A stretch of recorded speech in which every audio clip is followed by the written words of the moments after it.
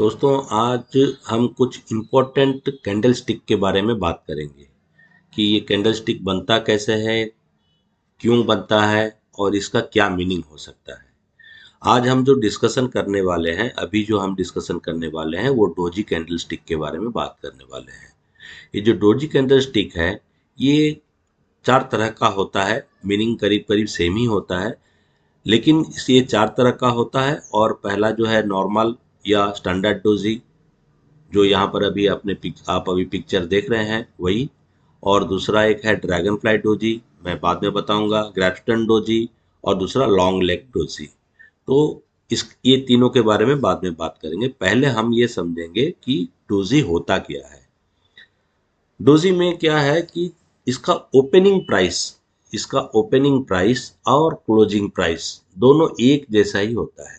जैसे कि मैं यहाँ पर अभी दिखा देता हूँ आपको कि ओपनिंग प्राइस क्या है। देखिए, ये इसका ओपनिंग प्राइस है। कितना है ओपनिंग प्राइस? 100 रुपीज। इसका ओपनिंग प्राइस और क्लोजिंग प्राइस, इसका ओपन भी हुआ 100 में और क्लोज भी हुआ 100 में। तो ये किस तरह से काम करता है? जब प्राइस शुरू हुआ, ओपन हुआ 100 रुपीज में, तो पहले जो है ये कैंडल जो है नीचे की तरफ आएगा। कहाँ तक आएगा? अप टू 90 तक आया। तो इसका मतलब है प्राइस नीचे की तरफ आया।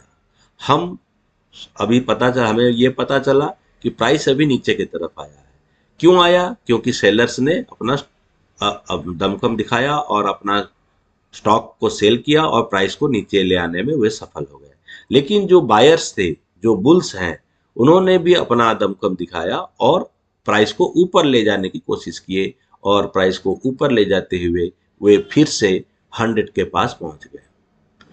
और ये जो बुल्स थे, उन्होंने अपना दमखम को जारी रखते हुए फिर से क्या किया, प्राइस को ऊपर की तरफ ले जाने का कोशिश किया और प्राइस को ऊपर की तरफ ले गए। यहाँ तक, कहाँ तक? 110 तक ले गए। तो अभी क्या है, जो सेलर्स हैं उन्होंने फिर से अपना दमखम दिखाया और प्राइस को फिर से नीचे ले आने की कोशिश करने लगे, और फिर से ये प्राइस को नीचे ले आते आते उन्होंने 100 पे लाके फिर से इसको क्लोज कर दिया। तो आपको अभी समझ में आ गया होगा कि ये डोजी कैंडल कैसे फॉर्मेशन हुआ।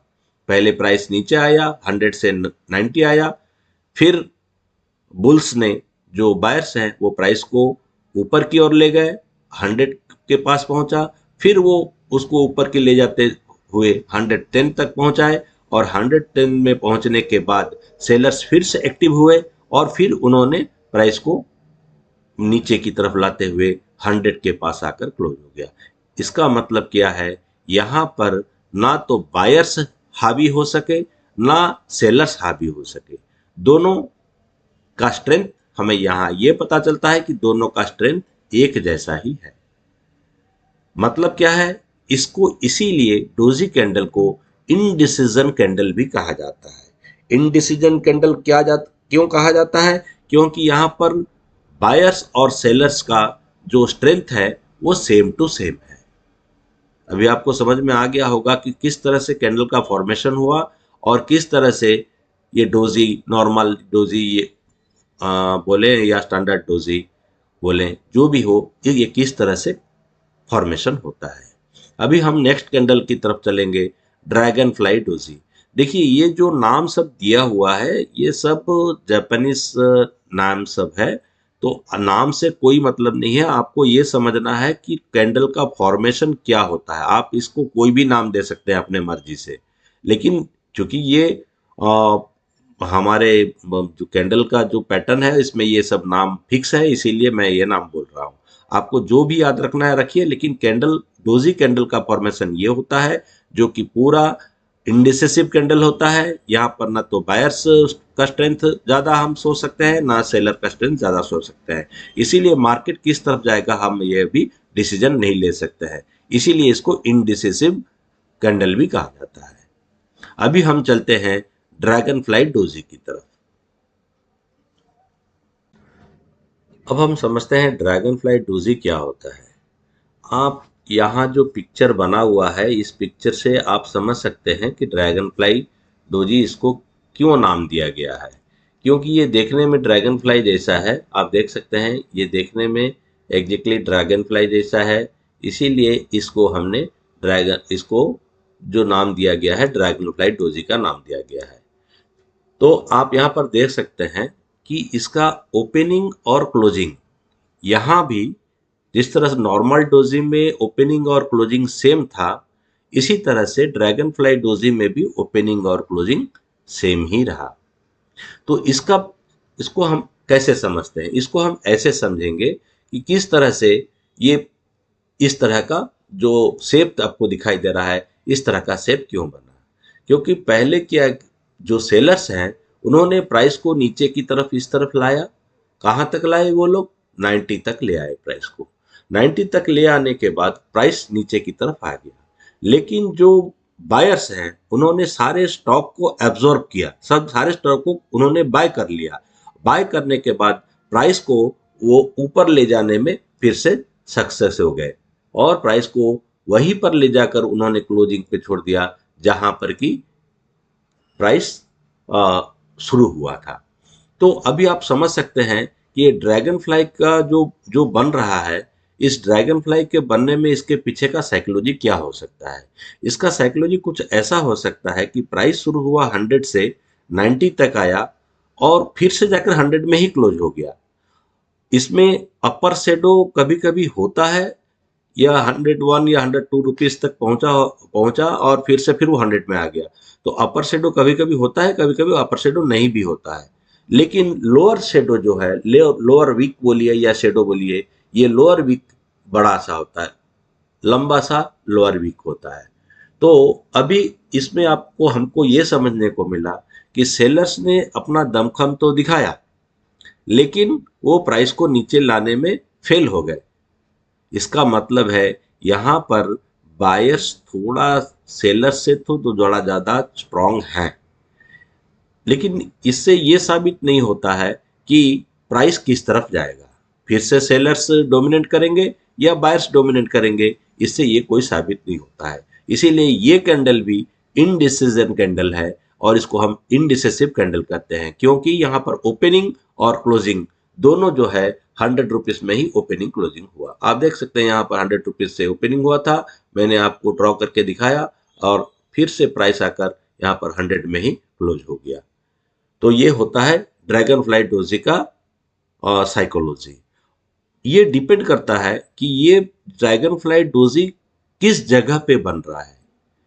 ये प्राइस एक्शन के साथ ही इसका इफेक्टनेस होता है। ये चार्ट में कहीं पर भी बन सकता है, लेकिन सभी जगह एक जैसा रिजल्ट देगा ऐसा कोई जरूरी नहीं है। मैं फिर से चार्ट पे जाके भी आपको बाद में समझाऊंगा। पहले आप इसको समझ लें कि ड्रैगन फ्लाई डोजी का साइकोलॉजी क्या है और इसका फॉर्मेशन किस तरह से होता है। अभी जो हम नेक्स्ट जाएंगे वो हम जाएंगे ग्रेपस्टोन डोजी के तरफ में। अभी हम समझते हैं ग्रेपस्टोन डोजी क्या होता है। आप इस पिक्चर से समझ सकते हैं कि ग्रेपस्टोन डोजी जो है ये तो ड्रैगन फ्लाई डोजी का जस्ट अपोजिट है। आप देख सकते हैं ये इन्वर्टेड टी है, मतलब एक उल्टा टी की तरह दिख रहा है, जबकि ड्रैगन फ्लाई डोजी जो है वो टी की तरह दिखता था और ग्रेपस्टोन डोजी जस्ट उसका उल्टा है और ये इन्वर्टेड टी की तरह दिख रहा है, मतलब उल्टा टी की तरह दिख रहा है। और इसका फॉर्मेशन कैसे हुआ इसको हम समझने का कोशिश करते हैं।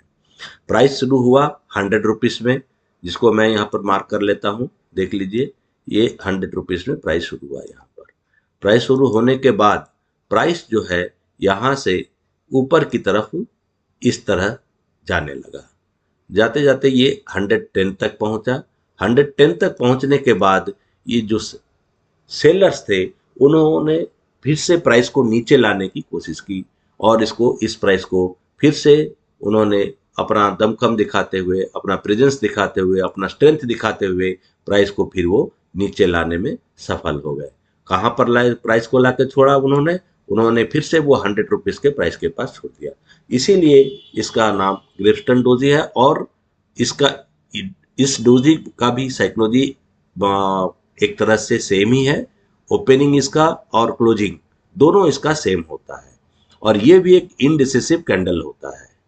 और ग्रेप्सटोन डोजी जो है जनरली आप देखेंगे कि ये आपका बुलिश ट्रेंड में भी बन सकता है और बियरिश ट्रेंड में भी बन सकता है, इसीलिए इसको भी हम इंडिसेसिव कैंडल बोलेंगे। लेकिन फिर भी यहाँ पर अगर देखा जाए तो बियरिश थोड़ा सा स्ट्रांग है एज कंपेरिजन टू बुलिश, क्योंकि बुलिश जो जो बायर्स है उन्होंने प्राइस को ऊपर तो लेके गए वो लोग, लेकिन सेलर्स थोड़ा स्ट्रांग है और प्राइस को ले आने में वो लोग सफल हो गए। तो इससे ये साबित होता है कि यहाँ पर, लेकिन वो नीचे नहीं ला सके, 100 रुपीज से नीचे नहीं ला सके। इसका मतलब है कि इसी प्राइस पे अगर यहाँ पर रुकता है तो इसका मतलब है, या इससे कुछ बहुत कम प्राइस मार्जिन में अगर रुकता है प्राइस, तो हम समझ जाएंगे कि ये ग्रेप्सटोन डोजी है और ये भी एक इनडिसिसिव कैंडल है, और इसमें ना तो बायर स्ट्रांग है ना तो बियर स्ट्रांग, मतलब ना सेलर स्ट्रांग है ना बायर स्ट्रांग है। तो ये होता है ग्रेप्सटोन डोजी। अभी हम इसके आगे जाएंगे और इसके आगे देखेंगे लॉन्ग लेग डोजी क्या होता है। ये सारा चीज मैं आपको अब चार्ट पे समझाऊंगा, चार्ट पे दिखाऊंगा तो आपको और थोड़ा ज्यादा क्लियर हो जाएगा। मैं अभी चार्ट पे अब नहीं ले जा रहा हूं, क्योंकि पहले मैं इसका साइकोलॉजी बता दूं। अगर आपको इसका साइकोलॉजी समझ में आ जाएगा तो आपको ट्रेडिंग करने में सहूलियत होगी। तो चलते हैं हम अभी लॉन्ग लेग्ड डोजी की तरफ। डोजी के कैंडलस्टिक के 3 पैटर्न को हमने समझ लिया है, इससे भी समझना बहुत आसान होगा। Long leg doji, long leg doji में का मतलब ही है कि जिसका लंबा पैर है, इसका मतलब जिसका लंबा शेडो है। जिस तरह से कि मैं इसको आपको दिखा सकता हूँ, यहाँ पर दिखा रहा हूँ, देखिए इसका इस तरह से इतना बड़ा शेडो बन गया। ये जो शेडो है ये लंबा है इस तरफ भी, और इस तरफ भी आप देखेंगे शेडो इसका, ये भी लंबा शेडो बन रहा है। तो इसीलिए इसको हम लॉन्ग लेग्ड डोजी कहते हैं।